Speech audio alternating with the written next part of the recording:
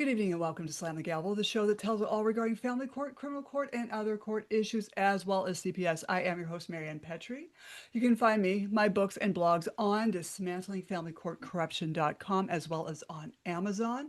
All books are in audio as well, and we are here to do our happy hour on Raised by These Wolves, Volume 3.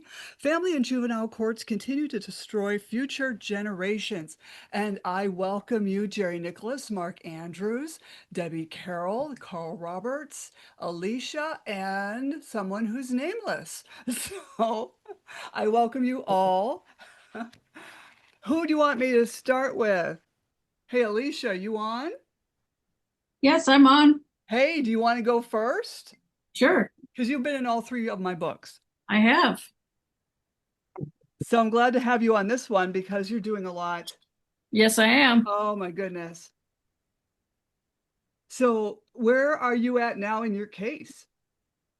I am currently drafting a DOJ complaint after I have litigated the Inspector General out of New York. I'm out of New York, everybody. Yeah. And so I have litigated the IG, and that has gone nowhere. So now you escalate in New York to the Department of Justice, and I'm hoping the political field will help with that. The Department of Justice does not like New York and Letitia James politically. Right. So I'm hoping that and that'll help. And then I'm in the middle of drafting my federal lawsuits, which will hopefully be out within, I don't know, I'm hoping next 6 weeks. Good. Yes. That's making progress. I've got Nate Monroe coming on. Um, is there anything else you'd like to add? Nope. You're okay, you're good. I've also done, just one other thing. I've also just ran all the 1099As on the courts, and Oh um, yeah. so that's going to be interesting. We'll see how that I turns saw out. that. Yeah, you posted that on Facebook.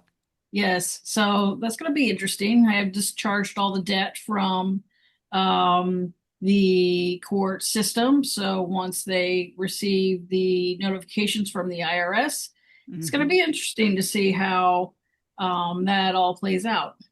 Good, good. Can you Oh, tell us a little bit more what that means, Alicia?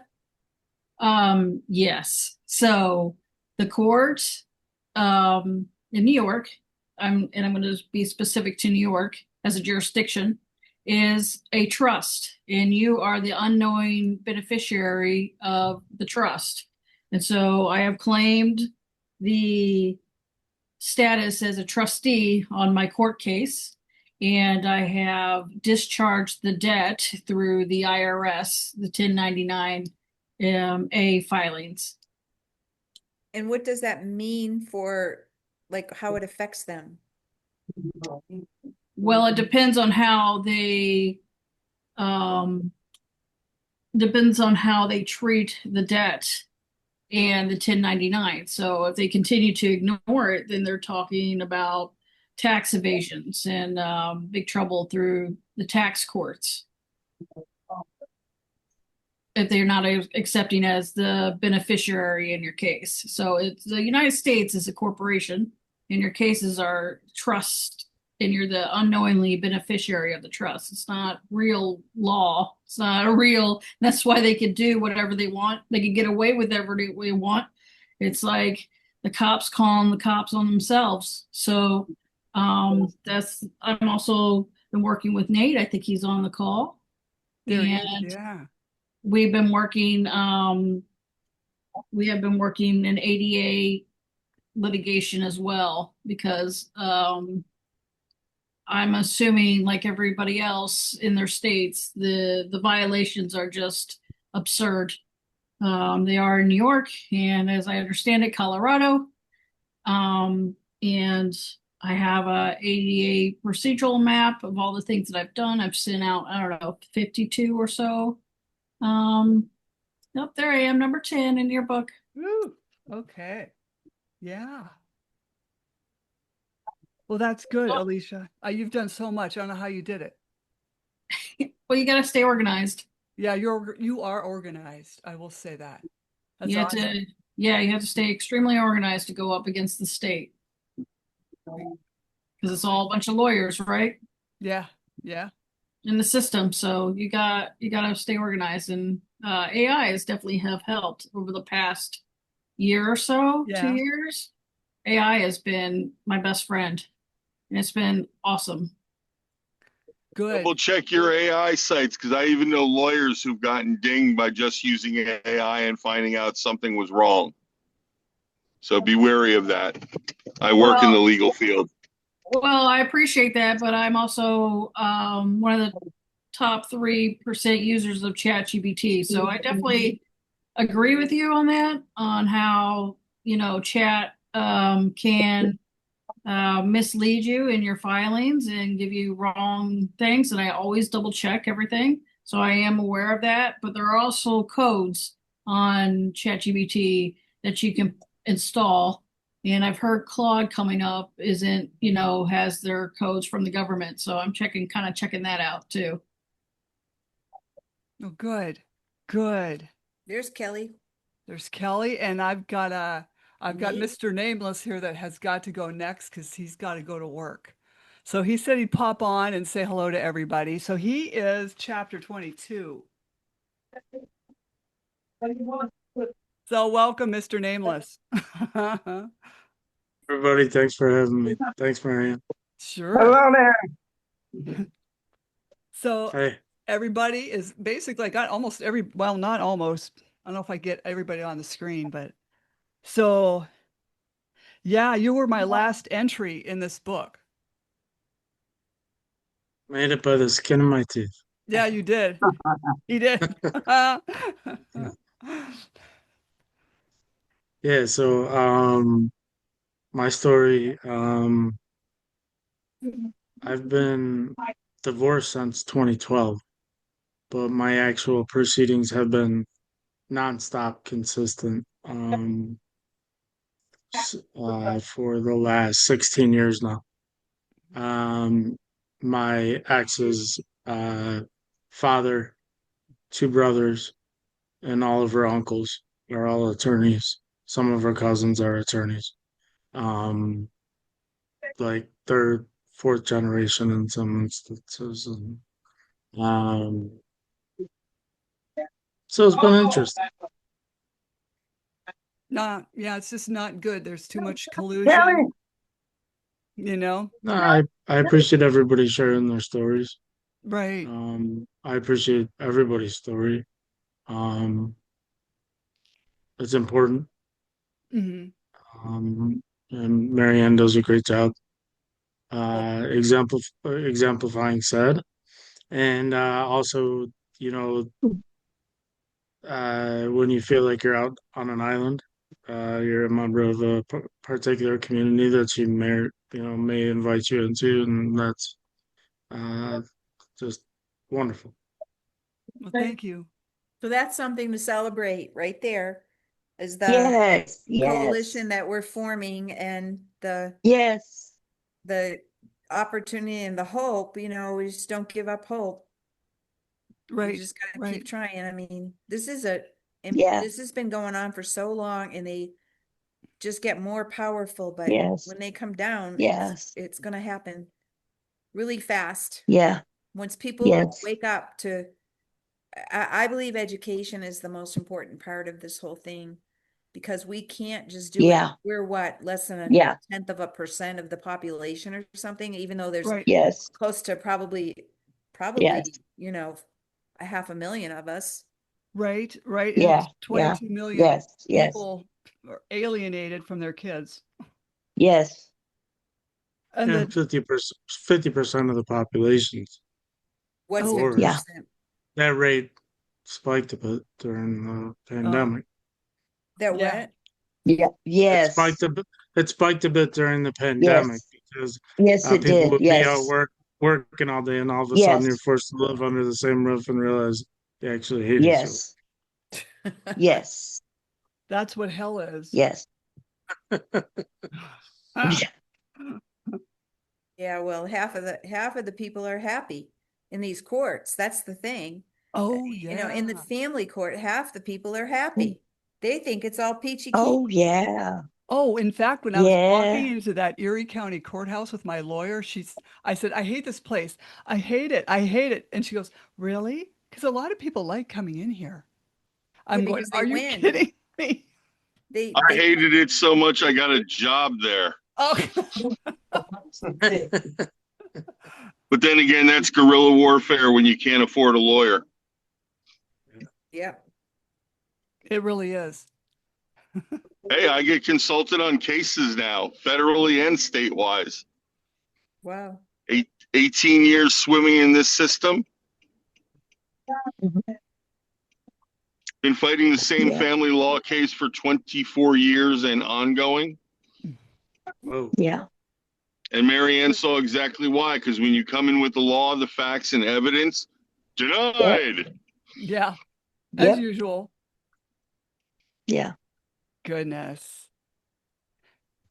Well, Mr. Nameless, do you want to add anything else? I would just say everybody hang in there. As Maryann kind of intimated on, I may say it a different way, just keep fighting. Um, yes, but sometimes it's like banging your head against the wall and you might get the same result, but there's light and hope out there. And like everything in life, maybe a little self-introspection in terms of, is there some just small things? Is there something I can change where, you know, I I'm just not getting anywhere with this because in the end, these judges, well, you know, they are what they are, but they're also human beings. So if someone's not understanding something, whether you like it or not, or whether you understand what, you can't ever know what someone's thinking. If your approach is a particular way and you're swimming upstream, Yeah. and you're getting tired and you're just Yeah. wearing yourself out. It's like if you get stuck in a rip current, you swim Yeah. sideways. And then you just make sure that you get out of that current. And then when that happens, however it is that, whatever the analogy is from a courtroom standpoint, um, you know, figure out a way to get some leverage, but just be ready. Because if you do get leverage and if you do gain some momentum, you really have to run with it. And so Failure's not an essentially, option. no, no, well, but you get some momentum and you might be tired because you've been beat up and, fail, fail, fail, fail. Geez, I'm never gonna win. All of a sudden you'd win, run with it. Yeah, I Yeah, persevere. it takes a lot of reading, and a good thing also for people to know when going into court, always anticipate what the other side will do. My lawyer knows always the last question I ask every time I talk to him, I go, all right, if you were representing them, what would you do with this? Well, my question is, what's a win look like? So we won the appeal, now it's going back. And after 4 years of not seeing his kids, the dad has to go back to the adjudication phase. Oh, The way I see it, there is no winning in divorce court. Period. In the end, everyone loses to a certain extent, whether it's money, whether it's children. I mean, which sounds horrible. It's almost like human trafficking. Just so you, Um, just so everybody knows, Colorado has a secret court for the wealthy, a secret family court judges for the wealthy, and they don't even have to go through any of this. If they can work out the terms of the divorce, and they get charged a lot of money at the time of the divorce, but mm-hmm, it's not prolonged. mm-hmm. So even though they're And getting then it's over. right, you guys, Nate, you know about that, and Carl, you know about that secret court that David Magawa out of the Colorado Springs Gazette wrote about. Mm-hmm. I mean, what's going on with that? How can there be two I separate? haven't heard about I that yet, Debbie. Go ahead. You can educate everybody.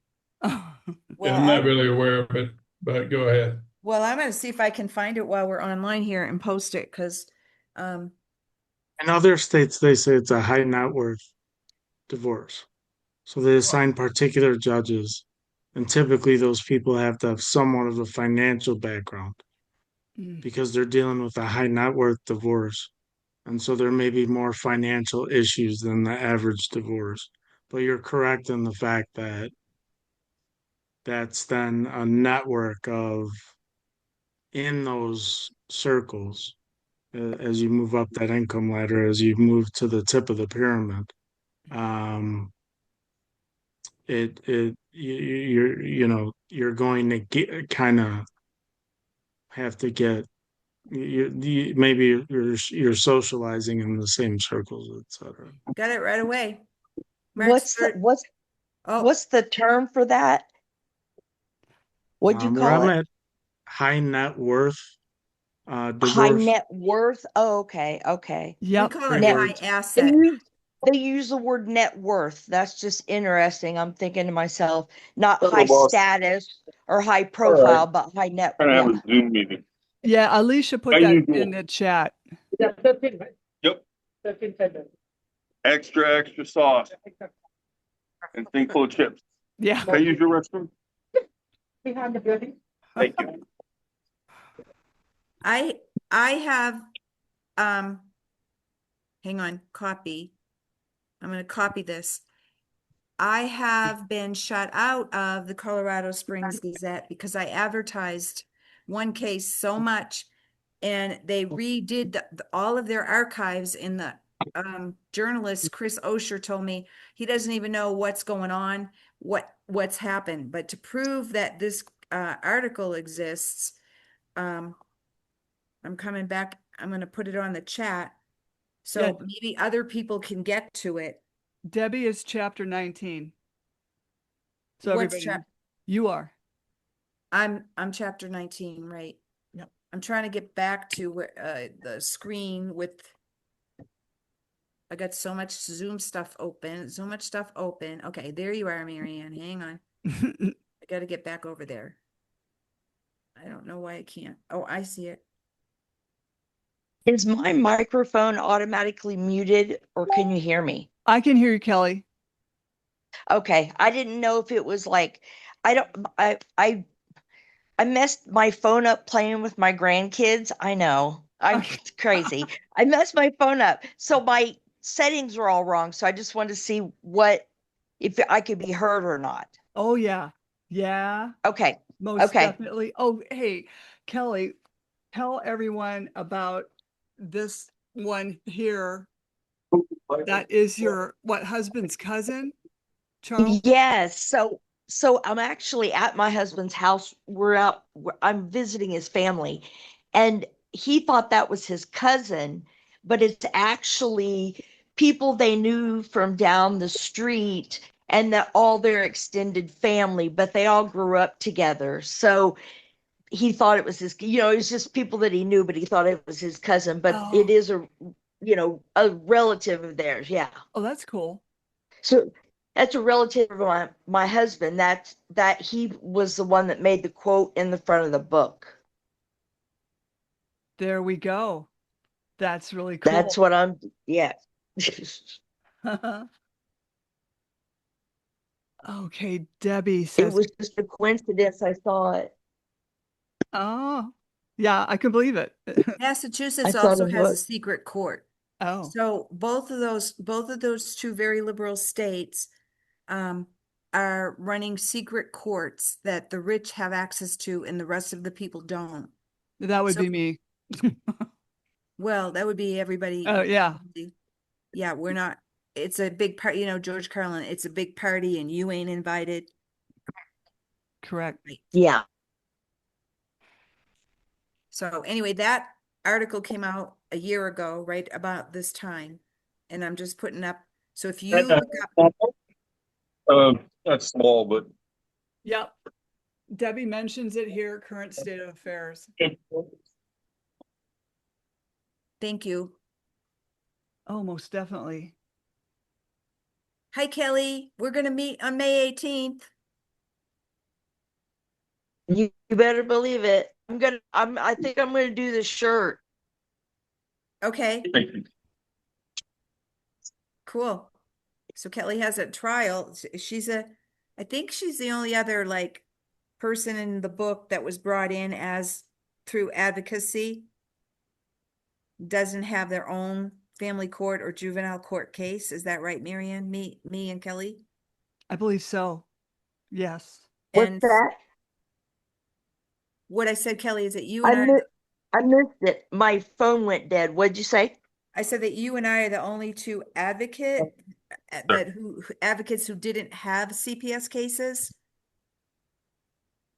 Ironically, hell came down on me last year in one big fireball. I got charges put on me for blackmail and coercion of a victim, and 2 weeks later, my grandkids were seized by Idaho, the state of Idaho, with the wrong warrant, with the wrong names and dates of birth. That all happened to me in 4 weeks. Are they still under investigation? Did they get them back? No, we got them back in 10 weeks. Yeah. So the retaliation This against the advocates is me, yes, it's bad for me right now. Yeah. But this grandma I was relentless. I went through every single solitary court document.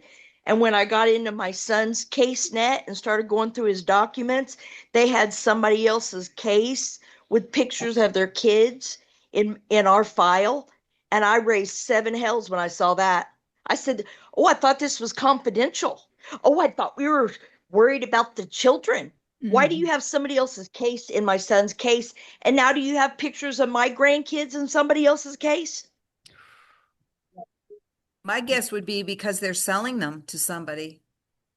Exactly. So I busted him out on it. And the next thing I know, I don't have access to the case net anymore.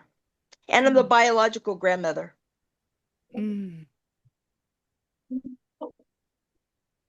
They can make all the mistakes they So, can yeah, possible and there's no recourse.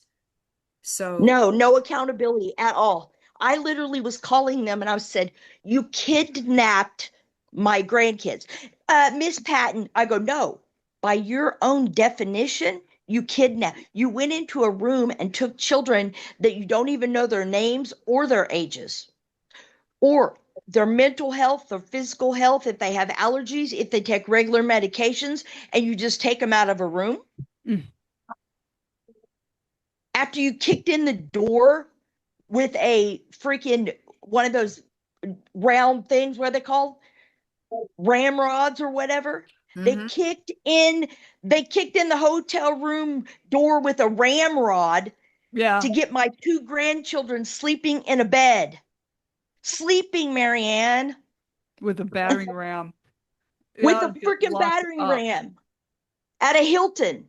This wasn't no low end hotel. This was a $300 hotel across from the airport. My son was going to leave the next day to fly to Oklahoma. My son had me on the phone, and I heard the police on the outside of the door asking my son where he was going to go at 10:20 in the morning, and I had bought plane tickets. How did they know he was leaving at 10:20 in the morning? Because they are And so I'm networked. Yep. listening on the phone. I'm listening. They are in our phones. They kept intercepting my calls. They kept dropping our calls. They would call me and pretend like they were my kids. Get out. Yes, they hijacked my kids' voices and was calling me, going, "Help me, help me." And I kept calling in. I couldn't get through, and I'm panicking. And I'm telling my husband, I said, "I can't get through. I don't know what's happening. They're yelling and they're screaming." And finally I get through and I'm like, "What's going on?" And he goes, "What's the matter?" I said, "Nicole, you just were screaming at me for," she goes, "That wasn't me." Mm. I've You heard guys, that. I wish I was lying. I swear I wish I was lying. We can't make this up. I know this sounds like the most cuckoo thing you ever heard in your life, but I swear on my life it was happening. No, they're mimicking voices. AI can do it. Right. I'm telling you, this was the most advanced technology used against me that was unbelievable. They were trying to say I was flying drones over the foster family's house, and I live in Kansas. Uh, Like, okay, I have some skills, but I ain't that good. I don't know how to That's do like those. that's a military grade, situation. To fly a drone 1,600 miles away, you'd have to be in the military. Yeah. And you got to have a permit or a license for those things too. Yeah, when they go that high, you have to the FAA, yes. Really, now you guys, I'm just this little private investigator with this little bitty name behind. Like, do you think I'm funded by the NSA or something? I mean, really? I mean, how can I do that? It's impossible. Wow. I just can't believe. I feel like I had to go through even be an advocate for 10 years. I started out with just a missing child, and then I advance up to DCF stuff. I never can even hear a story that I can even say that surprises me.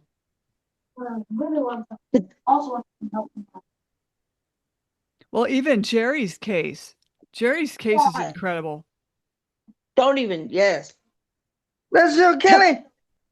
Kelly. Hey, what's up, Jerry? Hey, There's my Kelly. Jerry. What's Hey, how you up? doing, Kelly? What?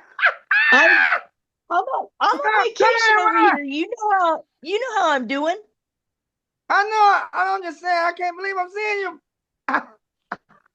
I know we don't ever see each other face to face. We only talk on the phone. I know. I'm happy to see you. We're we're gonna meet in person someday. Tell him to come to Okay. your trial.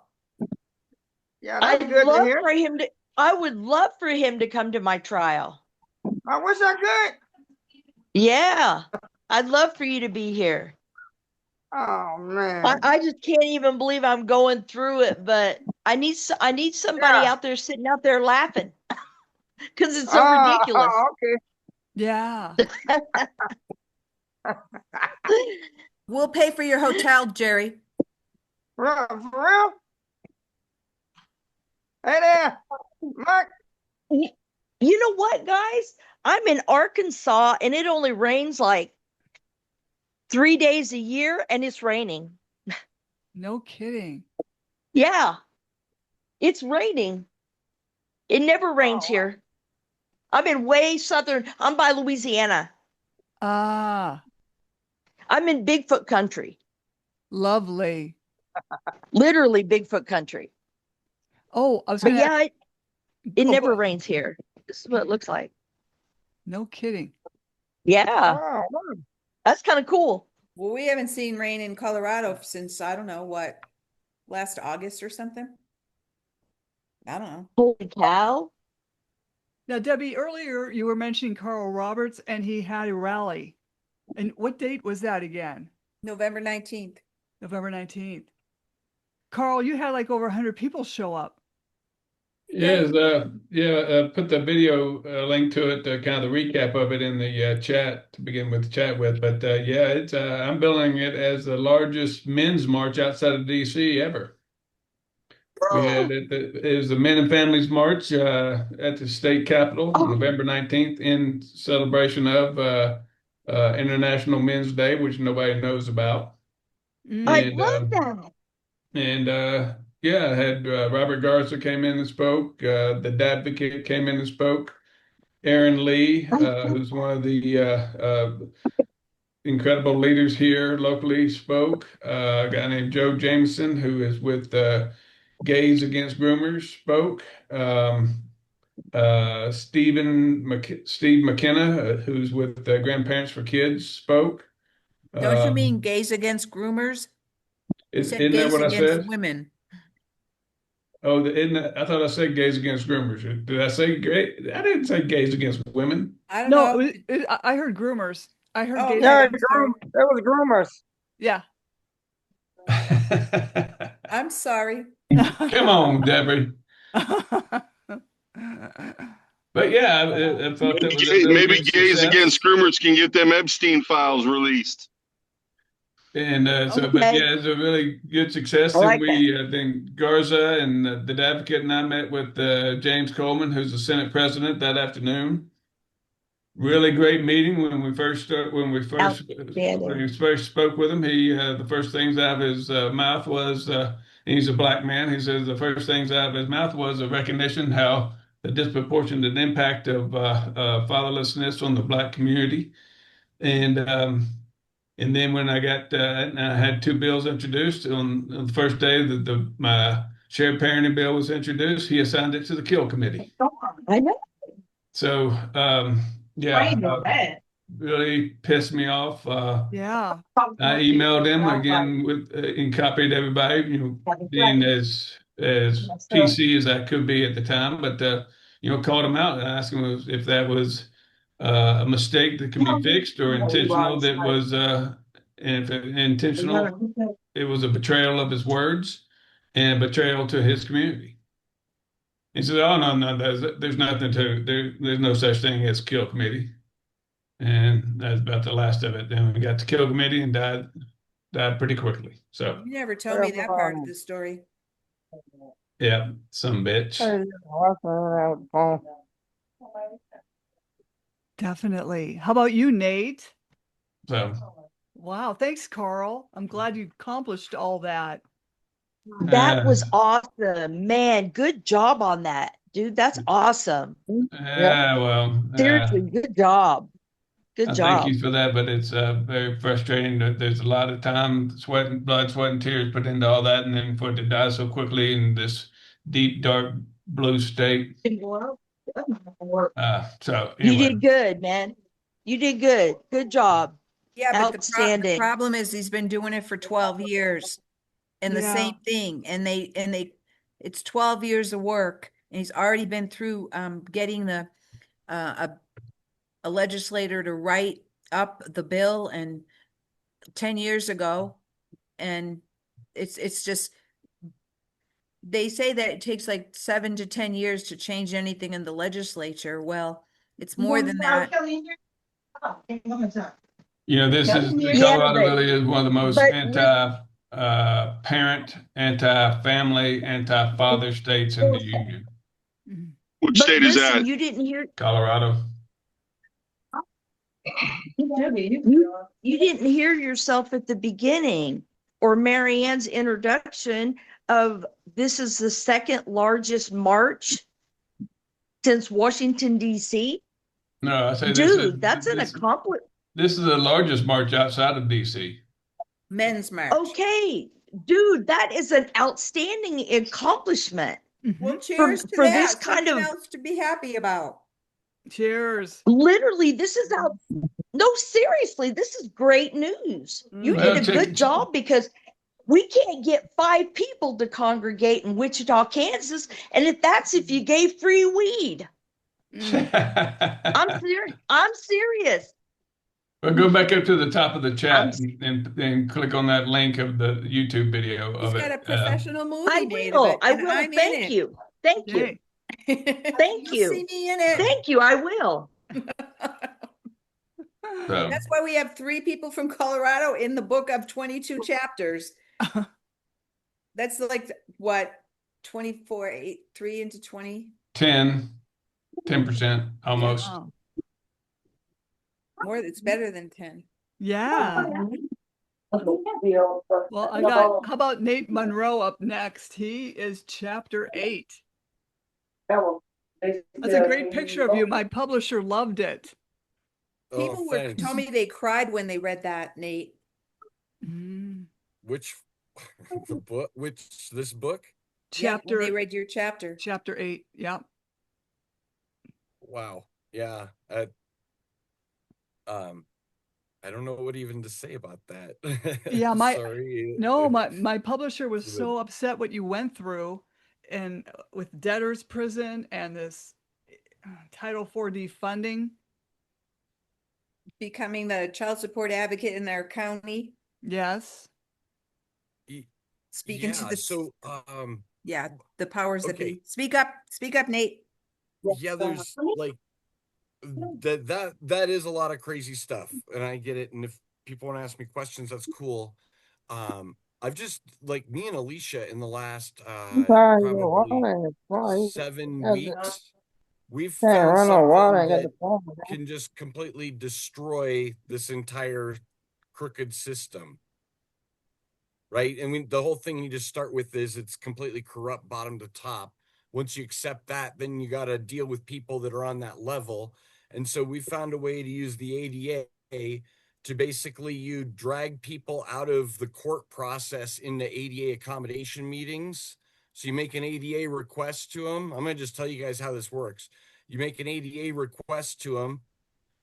And like, okay, so anybody that has PTSD from this whole thing from legal abuse can qualify with a disability to start with. So anybody in that situation can use the ADA. So you make an ADA request to whoever you're dealing with, the judge or into the courts. And you can do this through an affidavit of disabilities and request for ADA accommodations if you need to file something directly with the courts. So you're going to turn in, but it works best as an administrative tool to try and say they've got an ADA coordinator or the court clerk. So you can send them ADA requests in an email. And that's the best way to start this up. So you start it up and then you say, I need to talk to you in an ADA accommodations meeting where we can discuss the accommodations that we need. And now once you pull it out, you want to make sure when you turn in your ADA request that they include a bunch of things about your case itself. And the first thing I always recommend people do is an ADA request for trauma-informed care. And that way they have to be nice with you and use kid gloves with you when you're in there. Works great for kids, works great for adults, works great for everybody. And then, so you start with the trauma-informed care and then you say, okay, so now we got to, and one of the things should be, I request an ADA meeting then to discuss all the different changes we're needing to make. So then you send them this, you get the meeting started and scheduled. Sometimes they'll fight back on that. And I guess at this point, boy, there's a couple layers to this. There's a 3 email technique we're going to go over in just a second here. But so basically, you try to hold this ADA accommodations meeting. They may try to ignore it and stuff. So we'll talk about that in just one second here with the 3 emails. But this right here, so you get them into the ADA accommodations meeting to schedule it. The morning of that meeting, conceivably it's going to be the next day or something. The morning of that meeting, then after it's scheduled, send them an email in the morning and say, hey, just wanted to let you know I'm recording this for everyone's security. Okay, this normally makes them freak the hell out. Nice. And so a lot of them bail. Go ahead, Maryann. I said nice. Yeah. Well, it works sweet. We'll have Alicia dial in here in a second to back me up on this. So you tell them the morning of that we're going to record it. That makes a lot of the weasels freak out right off. That it gets the most weaselly ones the worst. It's perfect. So then they're scared, and the weasels that do show up are recorded, and they're worried about it the whole time, so they act nicer. And if anybody doesn't act nicer, you say, pardon me, sir or ma'am, we requested trauma-informed care. We can disagree without being disagreeable. Okay? Yeah. And this shuts Yeah, them all down. they don't like those meetings at all. We put No, they don't. we put 2 attorneys bar cards into a meeting and they basically went scattered, that's for sure. And so you end up recording the meeting, and even if they don't show up, you just record that you were there. You wait 10 minutes with your cams and your mics off. And so you record you with everybody there attending with cams and mics off, and then you pop in at 10 minutes in, identify yourselves just to make sure for the record, and then you can stop the recording for that meeting. Then even if they didn't show up, then they intentionally refused to show up for the ADA accommodation meeting, which is also discrimination. So you win either way. And if they do show up, then they are going to have to negotiate with you in a recorded scenario where they have to be nice, can't gaslight you. You can interrupt them in the middle of gaslighting you. You can, so there's so many cool elements to that as soon as it's in a meeting format, right? So the other part that Alicia taught me is you can be an attorney in fact at the same time as being an ADA advocate. You have dual roles in a case. So you can be the ADA advocate, so you can make the ADA requests and then also get on them if they try to do any reprisal or retaliation against you. And then so you're protected then by the ADA, but then in a meeting format, you can work just like an attorney would, but you can't represent them in court as an attorney, in fact. But you can prepare paperwork for your client and you can sign papers for them for your client as an attorney, in fact. And all it takes is a power of attorney agreement, which you can even do orally, at least in Colorado, to make an oral agreement. But it's good to In California, they're a little stickier with that. Okay, but you can still be an attorney in fact, and if they give you any trouble, you can make an ADA request that you still want to be able to have similar powers and duties to an attorney in fact. And with the ADA But I being do like that handling ADAs with kid gloves. Oh, I'm that's a the fun part. 4-time heart patient, and they will gaslight my shit all the time. Okay, so I've got a client right now that we're working with a corrupt judge in Arapahoe County, which is pretty famously, infamously corrupt here. And this judge is totally out of control. We're about one moment here. This Ask gets down to a Maryann. She Second watched my Amendment corrupt argument. judge in action. Yeah. Yeah, this gets down to a Second Amendment argument, Mark, where this gets quite detailed actually, but it boils down to a Second Amendment argument where they're crossing the line and it's judicial tyranny if they can't follow a federal supreme law, because the deal with the ADA is a perfect test for judicial tyranny because it's a federal supreme law. So there's nothing a state magistrate or court could be able to be uh, oh my gosh, I'm spacing the word right now. It's not left up to their discernment. It says shall in the law. They have to do it. So if they didn't accommodate it, they didn't follow the federal supreme law. And so that proves judicial tyranny. Then you can use that as a point to a new line in the sand, another ditch in the long line of ditches that you can make in the last ditch effort.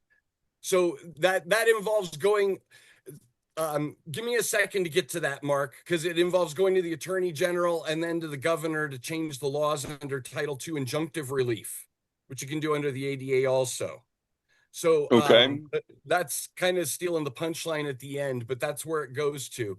So anyways, I want to finish up with this. So you get these recordings and then the emails, the 3 email system I wanted to get into. So if they ignore you, because that's the next thing that happens, you send them the ADA request and they're like, whatever, dude, I don't care. So you wait 2 or 3 days and then you send them a second email that's the reminder email. So the 3 email system is the first one's the request itself, and then the second one is the reminder, and then the third one is going to be confirmation. Okay, so that's kind of the name. Just remember the 3. So the first one's just your request. That's whatever it was. It could have been the affidavit or the email into the clerk or whatever, and say they ignore whatever those were. Normally the court will at least acknowledge it was turned in, but sometimes they don't. So then you send a follow-up email or something to the clerk. You got it, Kelly. So you send an email into the clerk or the ADA coordinator or whatever and say, hey, I just wanted to send you guys a reminder that I gave you guys these ADA requests the other day and I haven't heard back from you. Just want to make sure it didn't slip through the cracks. Something like that. Just nice and friendly, and say, if I haven't heard anything back from you in 2 to 5 business days, I'll be in touch or whatever. I'd like to hear back from you in 2 to 5 business days. That's basically it. And then so after that, you don't hear back from them again normally, because we're talking about people with pathologies, right? So pattern thinking, they probably are still going to be avoidant and try, because they don't know what to do either, because it's a federal supreme law. So then the third one is you write back and you say, hey, I just wanted to confirm with you, you refused to engage in the interactive, the mandatory interactive process required under Title II of the ADA. And that one almost always gets them to write back. And then once they write back, you say, hey, cool, now I want to engage in the interactive ADA accommodations meeting. Can we schedule that? And now we're right back into the schedule of what we just talked about with the recording. You wait till the morning of, give them the recording announcement, and then you go do the recorded one. If they show up, awesome. You get them to agree to the ADA accommodations that you've asked for, and then it's recorded so they can't go back on it. And if they don't, you've got a recording of them refusing to engage in it. So then when you go forward with the federal claims to show that they discriminated against you, you have a 3-step documented process plus the meetings recorded. Nice. Or meeting attempts. And it makes it a slam dunk for going through. And then you go and get my cool calculator app out. You run the prompt through AI that will go through all the emails and everything you sent for the communications back and forth. It'll automatically tally up all the violations in there. And then it will dump them out in a little chart for you, little like grid format chart, a table. And you'll copy that table over into the calculator, and then you'll assign little ones into the numbers of all the different perps, because it can handle up to 5 corrupt actors and 5 corrupt departments. And then I'll quantify them all and then make a summary sheet that you print out, dump it back into AI with the templates, and make your filings. The problem is we've found is very complex cases like Alicia's, who is the tester for this whole thing, are too much for AI to crunch at this moment in time. But the technology is all there. Our end is the theory part of it's in place. We're just trying to work with the limitations in the technology right now to make it so it's completely automated, but it's pretty close. Alicia, you can call me a liar on any of that. I'll leave No, that I was gonna say that's kind of where I'm at. I did the, knock 3 times, as they call it in the sovereign world, legally, and give them notice, also in the private sovereign world. And then it's federal lawsuits, and that's where I kind of am. I had most people ignore the ADA interactive meeting and just gathering the evidence, organizing again. As I stated before, stay highly organized in all your evidence, and then go straight into federal filings. And Nate has a workbook that can help you navigate that. But I do have some experience there. This will be my fourth or fifth federal filing. And we're hoping to get some remedy. Right. What people have to go through to get remedy is ridiculous. Well, this is neat and new. This is a new idea. From this point here, normally you go do the federal claims, like what Alicia was saying. But what we're going to do here in Colorado now is we're going to take, okay, so in my claim, we went through this in 2023, and they dismissed my claim for injury over my arm and the whole cover up, all the way working my way up through the food chain where they were trying to cover it up at every level. And then I ended up advocating for other parents. So I've been witnessing other crimes and other cases. So it turned into this massive class action where we were negotiating with Governor Polis here already in 2023. And then we documented Governor Polis and the Attorney General here partaking in the crimes as well as active, like, members of the cover up and other things like that. So we have some dirt on them already, but we're going forward again now with an updated claim as a result of all this. So every time they discriminate against you, all these things generate punitive damages, and it does generate a claim that you can take into federal court. But this also creates just leverage that you can use in the amount of the liability that's created, and thereby go to the leadership in the state to settle. And in Colorado, we at least how do you get around? I'm sorry, how do you get around the judge's absolute immunity? This is fun, Mark. You're going to love all of this.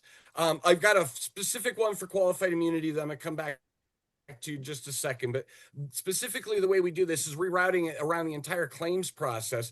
Because what we've said, we've already documented the entire process as being corrupt in Colorado, from the service level in the county all the way through top level leadership at the governor's level. So there's nothing in between, including all the judiciary under the Colorado Attorney General, and everything is all just corrupt and bad. So we're going to go directly to them, and we're going to say, you guys are also like co-conspirators in this. There's a couple laws in Colorado that make this specifically brutal here. In Colorado, all co-conspirators are liable for the entire amount of the damages, and we're in billions of dollars range here. So far, we're doing a class action claim, so it's probably going to at least double before we're done with this. So we're going to go in with this much, and it has been generating compounding interest since 2023. Now, to answer Mark's question, the way we're getting around the qualified immunity in this state is a statute. The ADA is a federal supreme law, and we've ADA requested that because of the severity and because these are hate crimes against disabled parents, that they are waiving qualified immunity, lift the state caps on damages, and lift the pain and suffering multiplier to at least ×5.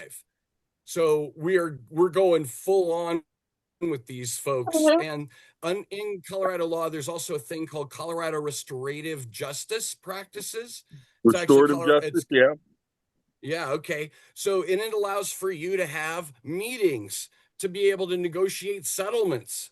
Well, son of a biscuit, that's exactly where the ADA works super, like, that's where it's most powerful, is in a meeting type format, and that's where the attorneys are at their least powerful. And if you're an attorney, in fact, also you're on the same level with an attorney, basically debating in meetings.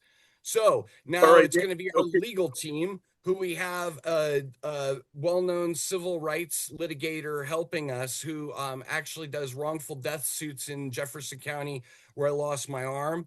And she's helping us now. She's excited to go with us to the Attorney General's office to go force this crap down. So part of the settlement is cash settlement, right, with the liability that we've already arranged. And we don't know what we're going to end up with, but it could be less than that. But that's fine, because this is an outrageous amount of money. Like, nobody can spend $1 billion.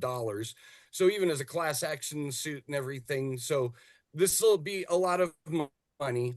But then we're going to elevate and escalate the entire conversation from the Attorney General's office right into the governor's office as being a co-conspirator also. He's a natural lead in there. But we're also going to do it just in general as a package that we're replicating for other states, because we want to make the system so other people can just jump right on board right behind us and just do the same thing. So right after this, then we go to the from the Attorney General's office with the liability from the settlement that they've still got to make, and we're going to push the governor then to do Title II injunctive relief that's available under the ADA, where you can change laws and policies.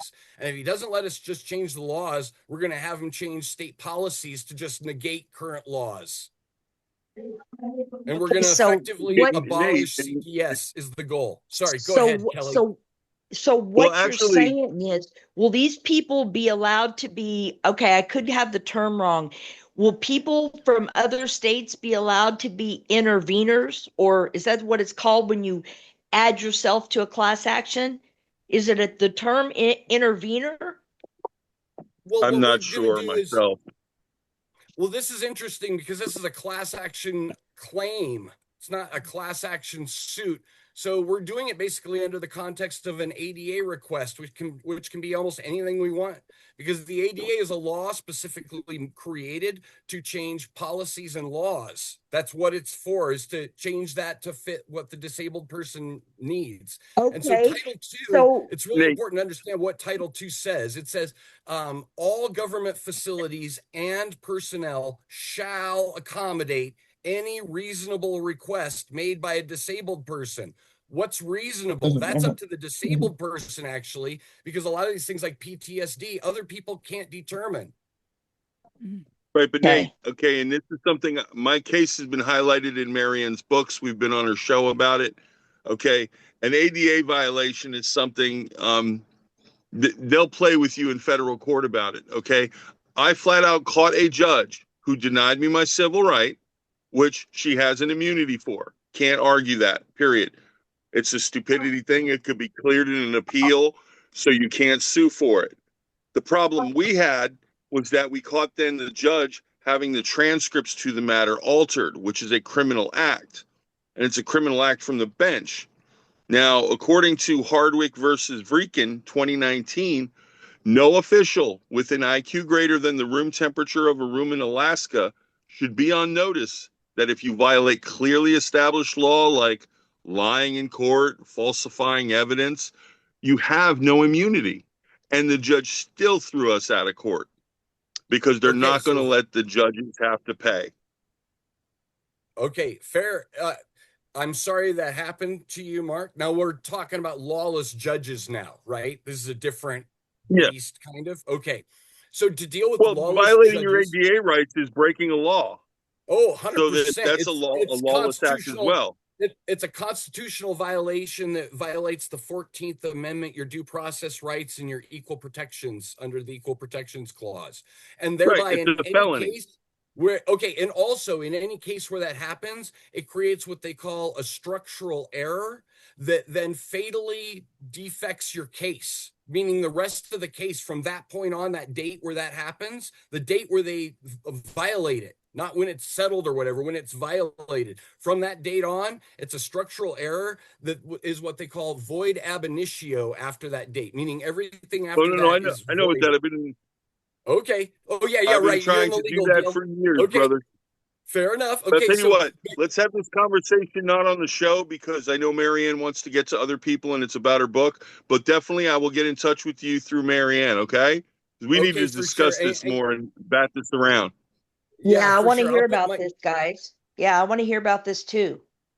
I have some thoughts on Thanks. that if you wanted to, but we can do that later. Oh, go Okay. Thank you, ahead, Mark. Alicia. Shoot. That like in Okay, a so World War I. this is going to be my fourth or fifth federal lawsuit, right? So I've already went through what you've gone through, Mark, and sued the judges, Rookman, Feldman, dismiss, absolute immunity. But the states do this on purpose, right? So it's your county hiring the judges and then putting immunity into the judges. So the states are trying to trick you to make you think that it's the judge's fault when they put in immunity. And so now the judges have It's a immunity so they could do whatever they want. So you got to go after the court. You have to go after the institution. You have to go after the county, and the county charter is where you're going to get around that. I went after everybody. I sued everybody. Yeah. Did you sue the court on an individual basis, or did you add the judge into that? I sued all the county actors professionally and individually. I Right. sued all the state actors But professionally and in individually. your lawsuit, did you have the judge into the institution? Did I you don't sue them? understand that. Did you sue them in 5 different lawsuits? The judge and the county or the institution, the court? No. I just did one big lawsuit because I Okay, made so it three very simple causes of action.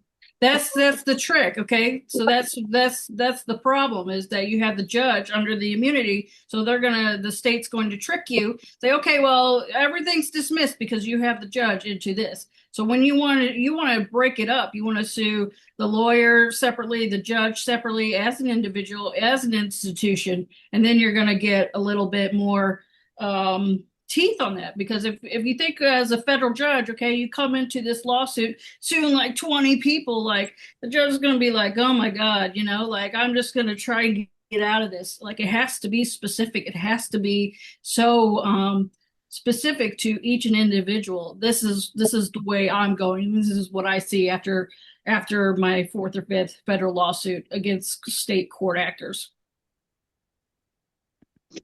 Just so you know, and this is something a tip for people, if you're dealing with an agency like CPS, like child support, Roker-Feldman does not apply to agency law. And the only area in the federal code for agency law is 5 U.S. code. It's either 704 or 705. But the first thing I'll tell you is that did the agency act arbitrary and capricious? That's their terms. So when you go in after like the agencies like I did, because mine was over child support, contempt, and the taking of property, they tried the Roker Feldman me and all that crap, threw me out of court a few times. It's like, you can't do that. It doesn't apply here. Right, but if you had So that's somebody a heads that's up. not immune into that suit, they're going to toss it though, because that's going to be their out. If you had a judge or anything you have to use AI to make the argument around it and be so specific to that law, and that, because they're going to use My, anything they can to toss, toss, toss, toss. So you just got to be right, but one against DPS, one against the court, my, one against the judge. my causes of action were very simple. The judge denied me a right. The judge committed fraud upon the court. Defense counsel is lying to you from the second filing on. And I proved all three of those. And I Yeah. still got thrown out of court. Yeah, so have I 3 or 4 times. So that's why I'm saying, moving forward, you got to be more specific into the institution, or you're never going to get around it. You have to sue the court. You can't sue the judge, or you're never going to get around the Rookman-Feldman arguments, and using AI to be very specific. Alicia, there's also the argument to be made of, we're going to see how this works administratively, going through the top leadership in the state, and just getting them to administratively change state policies. Those happen. Actually, I like got if an they change the administrative law policy, it judge. could change the day they do that. I got an administrative Pardon me, law sir? judge to admit on paper that Sonoma County Court committed fraud. And still, they did nothing. As a matter of fact, they voided her order. And then the agency. Go ahead. If you go get dirt directly on the governor, it's going to be different. See, and like But I it's don't a need to much, go after we're just governor. taking. I had an agency take my license, my professional license, and my company. They had 30 days to give me a hearing. They gave me a hearing 8.5 months later, and all they gave me the option was plead contempt or go to jail. So That's if it. you That's don't like institutional. And they were holding my property while they were doing this. So the way That's to buckle completely down on illegal. this, then maybe, what do you have a psychological fitness for duty standard? I don't know what state you're in either. What state are you I'm in California. Okay, do you have a psychological fitness for duty standard there for state workers, mental health standard? I don't know. If there's Making one or one two of- judges that wouldn't pass it, I know that. I would love for okay, so Mark, I really want to talk to you because California is on my list right after. Me and Alicia are doing New York right now, so we crush Colorado, then we're going to New York, and then California would be my next goal, like as far as the whole country goes. So because I would love to do the same thing with Newsom, especially. That would be fantastic. I have some information about that you guys might find interesting. I helped write a federal RICO tort during Biden administration, and it stayed alive for 17 months. But I think you guys are talking about, it just went right out of my head. When you're doing a tort. It just went right out of my head. Court, a lawsuit. Yes. So yeah. The way my toolkit's set up with the calculator is the templates and everything inside of that are set up I reverse engineered the top case law defenses that they use to deny claims. So it's specifically created to avoid Monell claim type defenses and Rooker-Feldman Younger defenses. Okay. And it also has defense templates built like in the book. So you can just copy them into your case and add it to your AI and all that stuff to make your own defenses from it. And it's made specifically to avoid that. So, and it's also made to avoid overlapping charges. So they can't throw it out for overlapping the charges in your claim. And it's made to separate out all the bad faith actors and their departments. Okay. By the way, I'm part of a federal legal team. We finally have a case that proves that CPS does abduct children. We have one in El Dorado County, California. I can't say the name of the case because we're in the midst of filing right now and we need to get a stay on the adoption. Yeah. Yes. But yes. We have all the documented records. A social worker from the Child Protective Services brought 2 officers that weren't dispatched from the PD to a house to take a child and put him in foster care Do that while all they the knew time. the mother was in a rehab facility where they put her. Nicholas. Mm-hmm. And that case is going to finally Yeah. vindicate a lot of people who've been going around for years now saying CPS abducts children, but nobody ever has any proof. We Mhm. actually Jerry have this. We Nicholas. have federal. Yeah. Jerry Huh? Nicholas can prove. Jerry Nicholas can prove it too. Yes. That's Well, maybe I need outstanding. to talk to Jerry Yes. Nicholas, but we have a Yep. case where Hmm. we have a state and federal lawyer, and they're taking El Dorado County to federal court for Okay. abducting a child. Outstanding. Yeah, definitely. That's There's something outstanding. So to drink too. that, There we that, go. Here we go, Debbie. Hey, back yay, to our yay. wonderful host at hand here, Maryann Petri, and her Yes, I'm wonderful sorry, book, Marianne. Go ahead, That's please. Raised by okay. These Wolves. I want to introduce Edita Basista. And Hello. she is chapter number 3. So I welcome you, Edie. Oh, you get the front of the Welcome. book. I'm in the back. Hi. Yeah.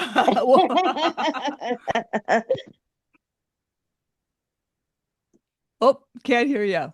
Hi, Miss Batista, you're Can up. you hear me now? I can Can you hear hear me you. now? Okay, Yes, perfect. ma'am. Sorry, I had to mute Yay. my audio. Hello. So my name is Adita Hannah Basista. I go by Edie, and as Maryann said, I'm in the chapter 3 of the book, and I'm the one that was born in communist Poland, and I feel like I left and then came back since 2020 because everything that we're seeing right now in family court is, I mean, it's just it is communism. They operate the courts operate as a communist cell, and that's kind of how I look at it. I did tell my former judge that she's a communist. Didn't go very well, of course, but I didn't end up in jail on contempt. But she was removed from family court. Thankfully, we did all the stuff that we've done. The lawsuit, 25 defendants in federal court, which of course got dismissed because of immunity, but we're gonna refile. And like someone said, we're definitely not gonna put the judges on the same lawsuit. And right now I'm just collecting more violations. I have a new judge who just gave me a gatekeeper on some, yeah, I mean, I have, this is what it is when you're winning, they give you a gatekeeper, right? Right. That's North Carolina. Edie's Yeah. from I'm sorry. living. Yeah. Yeah. Wake County, North Carolina, and we are probably one of the worst in the nation. And we are working very hard to change that. So yes, so that's what's going on in Wake County. We are seeing some improvement. Amy Palacios is also in the book, and she's my co-plaintiff. So she was able to get somewhere in her case. Yep, that's Amy, and she has a gatekeeper too. That's why we do that, because she's all number have 18. Yeah, she's number 18. Yeah, we all have gatekeepers. So and I ended up in seven different court venues because of all of this. Started with a divorce, and then of course I was arrested twice for no crimes committed. The second arrest was for stalking my ex's lawyer via email 4 years before she filed the charges, which of course was time barred. So I was kidnapped. It turns out that I was kidnapped both times because I'm reopening the DVPO that resulted in the first kidnapping. I mean, I'm making some waves. I walk into the court and everybody knows who I am. And my friends joke around that they probably have a picture of me in a lunchroom. They probably throw darts at it. I don't let them win. I just had, so I have a custody case right now pending where I have a gatekeeper. I have 20 pending motions. The judge that came in basically gave me, the gatekeeper was applied to motions I filed prior the judge filing the gatekeeper. So the gatekeeper was I was ordered the gatekeeper on the 21st of December. Motions that I filed from December 7 until the 18th are also under the gatekeeper, which is completely unlawful. And of course, ADA big time. Because of them, I have to have spine surgery and shoulder surgery. The spine surgery is scheduled for the 22nd of April, and then of course the complex PTSD from the arrests, from missing my children. So anyway, this is really interesting because I was at the because they filed a termination of parental rights against me, claiming that I abandoned the children, but it's them that are not allowing me to see the children. So it's completely frivolous. And I started court watching, and Monday I was there for a criminal case, and that's still ongoing. And the DA is trying to give me a deal for the last year and a half, and I said no dice, no deal. I didn't do it, so I'm not going to admit to something I didn't do. So anyway, I go back to TPR, and I was sitting on the some of the cases, and the chief judge who now has my TPR case, I sued her as well. She didn't recuse, but I think that right now she's playing fair with me, at least. I don't know. We'll see. However, she asked me, what are you doing here? I said, well, I'm just court watching, Your Honor, right? It really worked out for me because the next day I said, tomorrow I'll see you for a hearing. So right before me was a man who was in a, he was in a facility, a long-term drug rehab, like people live there for years. So he must have had a significant issue to have to actually not do 30 days or whatever the case may be. He has to live there. And he gets to see his children once a week. So I brought it up and I said, Your Honor, how is it possible that, I haven't seen my kids? I said, how can I see my kids? They're violating all the court orders, and they're keeping my kids, telling my kids I abandoned them. How can I see my kids if that man who has this big issue, I guess, because he lost custody, his parents have guardianship over the kid, how is it that I can't see my kids? So Right. I mean, that's what's happening here, and we are planning a big protest in front of the Wake County Courthouse on International Children's Day, which is June the 1st. And I hope we're going to have a good crowd. I am basically saying you have to commit to this because I'm not going to go out there and have 3 people and they're going to say, see, nobody wants to do it. Nobody's hurt. We have reached out to the governor's office. We have reached out to AG, the AG's office, Lieutenant Governor, Chief Justice. I've been, Amy and I have been documenting the violations via notice of, it's escaping me right now, of constitutional posture. So we've been basically filing these notices into our cases to say, this is a violation, this is a violation, this is a violation. And we're going to take all of that into federal court and sue them again. And I hope this time it's going to work. And we have, I'm fighting until I win because this is horrible. And I'm so sorry to all. I read the book and I was like, wow. I mean, so many people suffered so much and the children are suffering. And I have to tell you guys, because there's 3 people from Colorado on here today, right? Yep. So I think I've been to DC last year twice, and I met a lot of people from Colorado. One of my besties are from Colorado at this point. And do you guys know Mike Caruso? Yes. Yep. He's in jail. He's in jail. We didn't know where he was, but I was able to find where he is. And I'm going to give him a call tomorrow. If you guys know him and you want to know where he is and give him a call, I think it'll be nice. Can I give you that info? Yep. Hang on. Let me grab something. Sure. Yeah.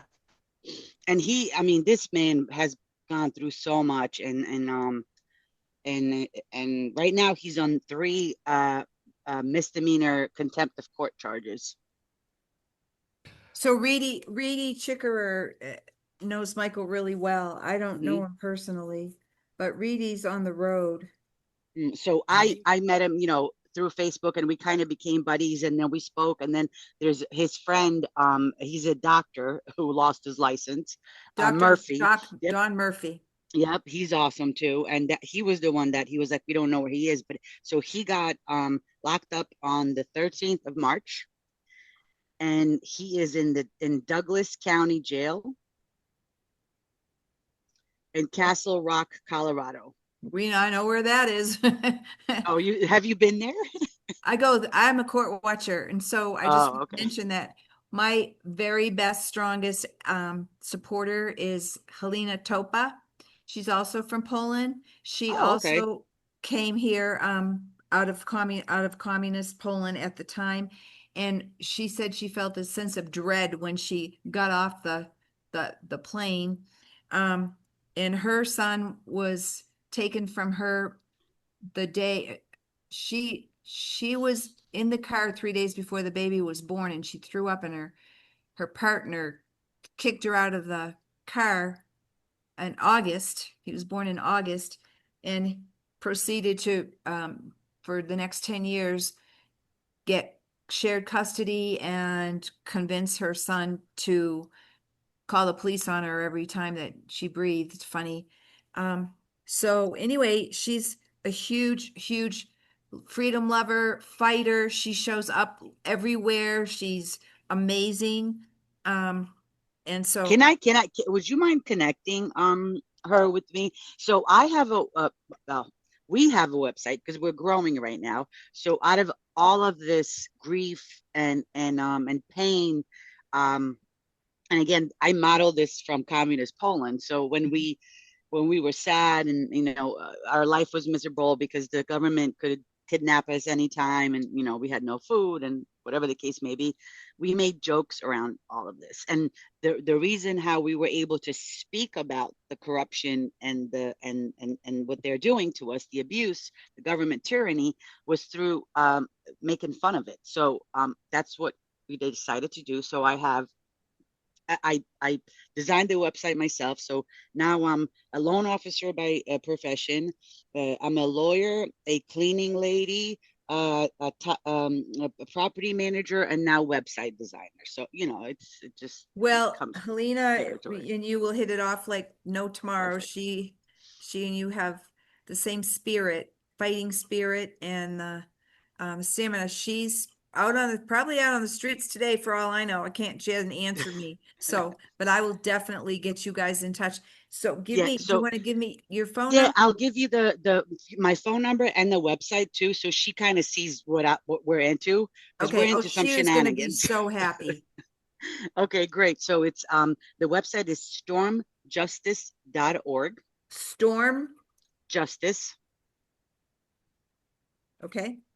.org. And then my phone number is 516 446 0877. Okay. I would love to stay in touch with all of you too. And Nate, if we could talk, off sometime, that would be great as well. I think that we have so much knowledge together, and having to even texting someone, because I'm going to do the ADA stuff because of the gatekeeper right now. This is great networking. I adore every one of you. If I don't get to ever say another word on this call, you guys are great people.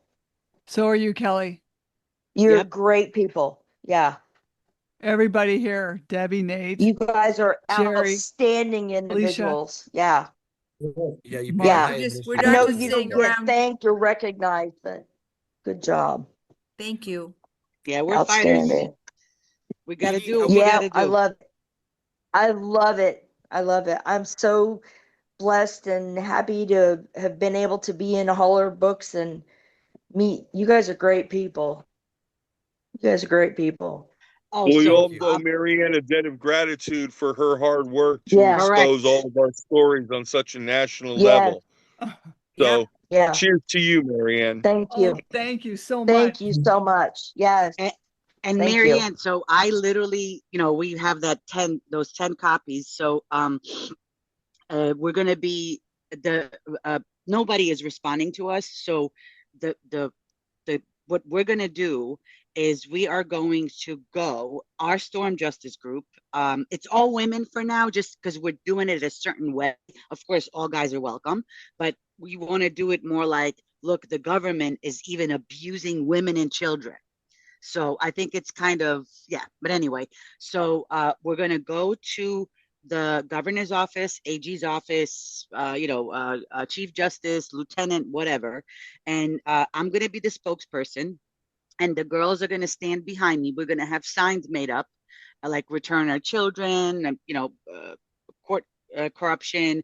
We're going to have a picture of the judge that got fired recently and another judge. And they are going to hold hands, and I'm going to speak and demand a meeting. We're going to have a letter with Maryann's book in the envelope. And I already started, I gave my book to my public defender, one of them, because I have now 2 public defenders. Yeah, I'm very special. Wow. And I'm about to get a third one. That's an accomplishment. It is. And I'm going to get in front of our congressman in a whistleblower complaint as well. Yeah, so I'm involved in politics here in North Carolina. Yeah, so I'm not exactly, I'm red, and we have a blue governor right now. I think this is a totally non-partisan issue. However, it seems like a lot of people on this, our side are red. So there is a wonderful woman running for NC Senate. Her name is Shirley Johnson. I connected Maryann with her. She's running against my opposing counsel. My opposing counsel is the minority leader of NC Senate. She is a hardcore liberal, not even a Democrat, because I like me some Kennedy Democrats. She is really a hardcore liberal.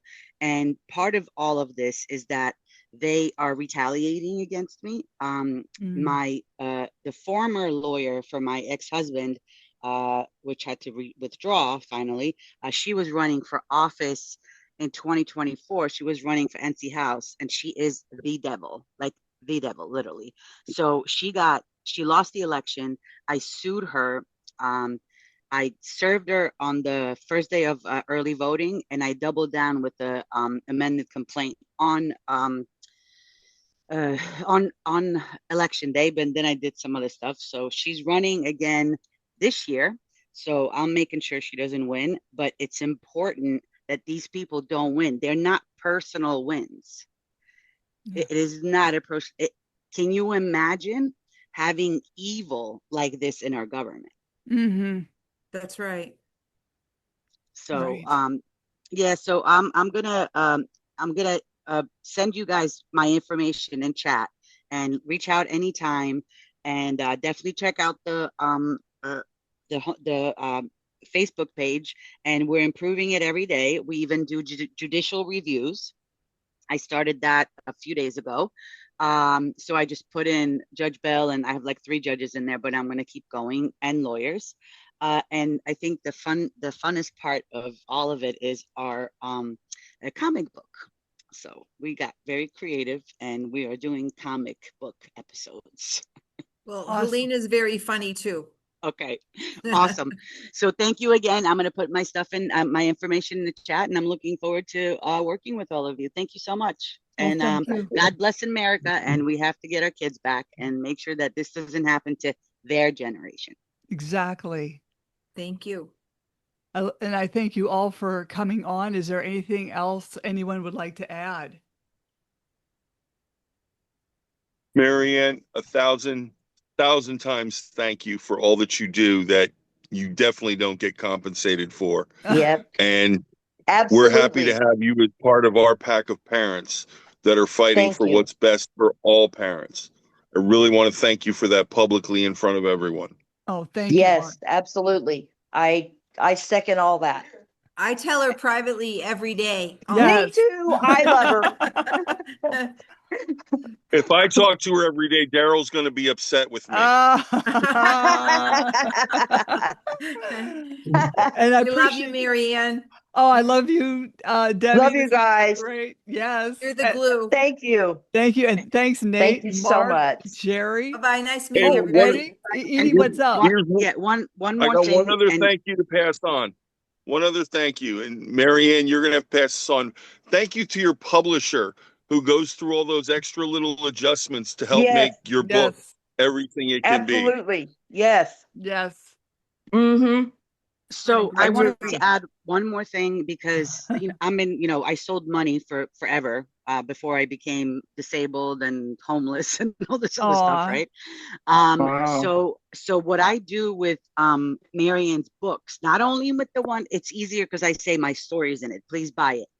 But this is a movement, and Maryann is really a pioneer in this, and nobody understands what this a dark system is, this corrupt system is, until they actually know somebody that's going through it, or reads her book. So from here, at first. There's no 6 degrees of separation anywhere anymore. Yep. Everybody knows somebody going through this. Yes, and that is correct. However, I think to really, since Maryann already, did all the work by writing the book, what I think That's what we he could all said. do. First said, my sister was up, and I was like, what? Yes, Maryann, go on a book tour and have us each come with you at different stops. You can go all over the country and have people show up at book things with you. I love it. And I think that what we could do, since Do this it. is what I'm doing. I'm literally promoting her book to all my friends. I don't even care that they're going to read my story, which is very personal.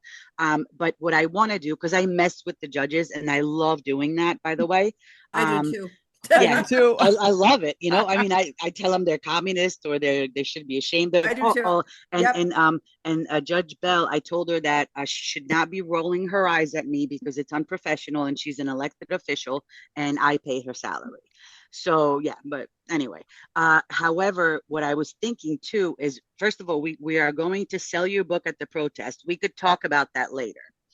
And what we could do is also, I was going to sit in front of the courthouse with a table like I do, for politics, and have, and basically sit there, because they have people that do this with Bibles. I don't think I need a permit for that, but if I do need one, let's go. I'll get it done. And I think that that's just going to irritate a lot of people, but people will be stopping by when, they see, something maybe they're interested in. And I have now met, because of going to court watch, I have given out my information to some people. So we're building an army here in North Carolina. And thank you so much, Maryann. Thank you. You're an angel. And we'll talk about the sale, all of that later, but thank you, everyone, and I'm honored to be in the book with you and then on this call. I'm honored. Thank you. Edie. Me too. Edie, tell Dawn that Scott Bottoms is the best choice, but don't tell him I told you to say it. Okay. We started with that, me talking about. So Scott Bottoms has been on the record saying he has videos. I was reluctant to send it onto your thread, Maryann, because of what happened with the other person that was saying that I was something, I don't know, but I will put it on the thread. Scott Bottoms saying that he's going to doge CPS and family court and get rid of the judges. The day he walks into office, he's planning on firing the judges. Good. So, and what is he running for?